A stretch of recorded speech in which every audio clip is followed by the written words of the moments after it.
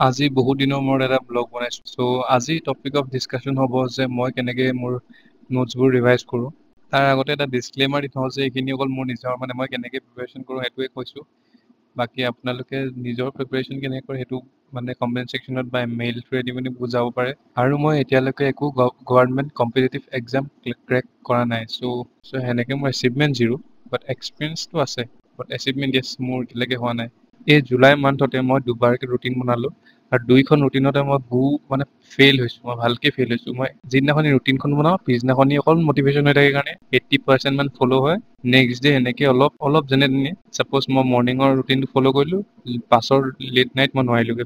সেনেকে মই ৰুটিনখন মিলাবই পৰা নাই। চ' ফাৰ্ষ্ট দুখন ৰুটিন মোৰ সেনেকে গেল। সেইটো কাৰণে মই আগষ্টৰ পৰা যিখন ৰুটিন বনাম সেইখন একদম প্ৰপাৰ ফ'ল' কৰিম বুলি ভাবিছো। এতিয়া জুলাইটোতো অলৰেডি শেষেই হ'ল, চ' আগষ্টৰ পৰা ভাবিছো। এতিয়া আগষ্টত জুলাই লিখীয়া অৱস্থা নহ'লে হৈছে। আগষ্টতো অবভিয়াছলি গৰম থাকিবই, গৰমৰ কাৰণে মোৰ পঢ়া নহয় দিনত। কিন্তু আগষ্টত মই কিবা কিবি কৰি হ'লেও মিলাব লাগিব। এতিয়া টাইমটো ৱেষ্ট নকৰি মই আহিছো মেইন টপিকলৈ। চাপ'জ এতিয়া মই এক্সাম্পল লৈছো লক্ষ্মীকান্ত। সেইখন জানো যে আমি বহুত দীঘল কিতাপ হয় আৰু বহুত লেন্দি হয়, অবভিয়াছলি দীঘল লেন্দি। চ' সেইখন কিতাপ এক্সামৰ আগত ৰিভাইজ কৰিবলৈ খুব দিগদাৰ হয়। সেইখনৰ লগতে অকল পলিটিয়ে নাই নহয়, APSC বা UPSC আমাকতো বেলেগ ছাবজেক্টো লাগিব। হিষ্ট্ৰী আছে, জিঅ'গ্ৰাফী আছে, ইকনমি আছে। চ' এক্সামৰ আগত এই গোটেই ভাষ্ট চিলেবাছটো, ভাষ্ট কিতাপখিনি আমি ছাবষ্টিটিউট কৰিবলৈ এখন কিতাপ ল'ম মই। সেইখন হৈছে লুচেণ্টৰ য়েল্ল' কিতাপখন, যিখন ডেছক্ৰিপটিভ। লক্ষ্মীকান্তৰ ছাপ'জ মই ফাণ্ডামেণ্টেল ৰাইটছৰ চেপ্টাৰটো মই পঢ়িলোঁ। লক্ষ্মীকান্ত কিতাপখন যিমানে শকত, অবভিয়াছলি তাত ফাণ্ডামেণ্টেল ৰাইটছৰ বহুতখিনি ভেলু এডেড ডাটা থাকিব আৰু বহুত কনটেক্সট থাকিব। যে ফাণ্ডামেণ্টেল ৰাইটছখিনি কেনেকে কি হৈছিলে, ইভলিউচন কেনেকে হৈছিলে, ইভলিউচনটো কেনেকে হ'লগে এতিয়া প্ৰেজেণ্ট ডে কনটেক্সট। তাৰে ভিতৰতে ইম্পৰ্টেণ্ট পইণ্টছবোৰ মই লুচেণ্টৰ পলিটি চেপ্টাৰটোত এড কৰি দিম, বুক মাৰ্ক লগাই পিনি। বুক মাৰ্কটো চবৰ ওচৰতে আছে আজিকালি। চ' বুক মাৰ্ক এখন লগাই দিম। তেতিয়া কি হ'ব, মোৰ লুচেণ্টখনতে লক্ষ্মীকান্তৰ সমান মেটেৰিয়েলছ আহি যাব।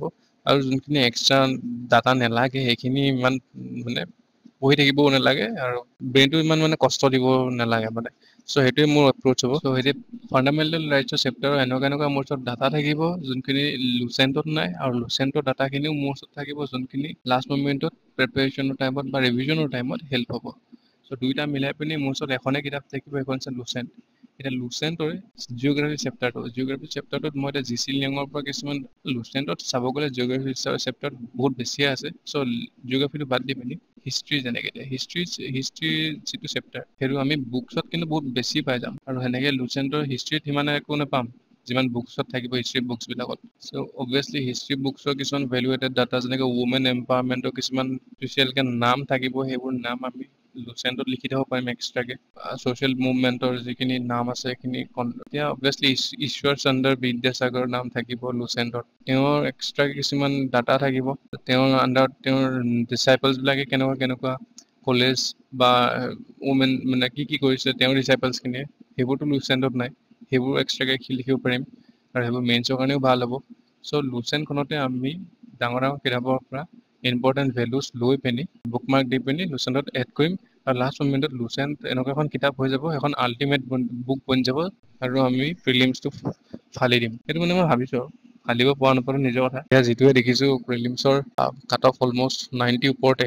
Last year cut off 95 unreserved, এইবাৰো অলমষ্ট 85ৰ ওপৰত। চ' সেইটো হৈছিলে মোৰ এপ্ৰ'চ আছিলে ষ্টেটিক নলেজবোৰ কেনেকে মই লাষ্ট মমেণ্টত প্ৰিপাৰেশ্যন কৰিবলৈ কেনেকে ইউজ কৰিম লুচেণ্টৰ বুকখনৰ সহায়ত। পিছে এতিয়া ইমান ডাঙৰ কথা কৈ আছোঁ। এতিয়া ছাপ'জ এনেকুৱা নহ'লে হৈছে, যদি হৈ যায় বোলে মই প্ৰিলিমছটো নেক্সট ইয়েৰ দিছোঁ আৰু প্ৰিলিমছতে বোলে মই ফেইল। এইবাৰ কি হৈছে, বহুত ভাল প্লেয়াৰ গেমৰ পৰা আউট হৈ গৈছে প্ৰিলিমছতে। চ' নেক্সট ইয়েৰ প্ৰিলিমছটো আৰু খাতৰা হ'ব। আৰু যি দেখিছোঁ অকল কাৰেণ্ট এফেয়াৰৰ ওপৰত ডিপেণ্ড কৰিয়ে গোটেই পেপাৰখন আহি গ'লেও আহি যাবলৈ চান্স আছে। আৰু ওপৰছে মই যোনটো JDOৰ কাৰণে ফিল আপ কৰি থৈছোঁ ফৰ্ম, JDOৰ একো নাম নিচানে নাইকিয়া হৈ থাকিলে, কেতিয়া এক্সাম ডেট হ'ব, কি হ'ব, এডমিট কাৰ্ড সেইবোৰ। 4টা পষ্টৰ কাৰণে মই এক্সাম দিম নে নিদিম সেইটোও চিয়'ৰ হোৱা নাই। হ'লেও বহি চামগৈ যদি এক্সাম পাতে। বাকী মই ভাবিছোঁ কি নেক্সট ভিডিঅ'টো মই এথিক্সৰ ওপৰত ডিছকাছ কৰিম। চ' আপোনালোকে জনাবচোন কৰিম নে নকৰিম। আৰু সেয়াই, বাকী মোৰ PYQ এনালাইজ কৰা PDF আছে, আপোনালোকক লাগে যদি মোক মেইল কৰি দিব পাৰে। আৰু মই ডেইলি কাৰেণ্ট এফেয়াৰ আপলোড দি থাকোঁ মোৰ কমিউনিটি পষ্টত। চ' সেয়াই আছিলে আজিলৈ, থেংক ইউ।